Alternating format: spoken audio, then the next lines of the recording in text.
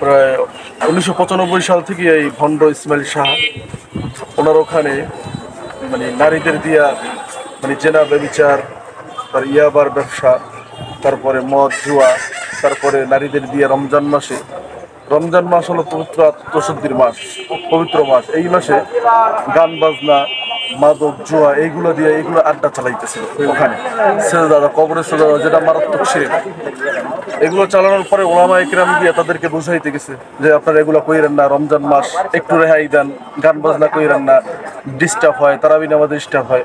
তারা নাসরমান্দা কোনো যে তোমরা আসছো কেন। তারপরে তারা মানে হামলা শুরু করে, অতর্কিত হামলা, যে তারা ওলামা ইকরাম দেখেই পয়সা উঠছে। তো এই অ্যাডভোকেট বাবুল ফকির উনি আর কি আমাদের ওলামা ইকরামদের গায়ে হাত তুলছে, 10-12 জনকে যখন জখম করে ফেলছে, তাদেরকে নিয়ে হাসপাতালে যাওয়া হলো। তখন ওলামা ইকরাম বিক্ষুব্ধ, তারা মানে ভাঙচুর চালায়, মানে তৌহিদি জনতা ভাঙচুর চালায়, আর এলাকাবাসীও ভাঙচুর চালায় মিলে ছেলে। তো দেখেন, ওলামা ইকরামদের গায়ে যদি কেউ হাত তোলে, তখন তৌহিদি জনতা, এলাকাবাসী কেউই বসে থাকবে না। আর আমাদের বাংলাদেশ হলো ইসলাম প্রিয় দেশ, অতএব ওলামা ইকরামদের গায়ে হাত তুললে কেউই বসে থাকে না।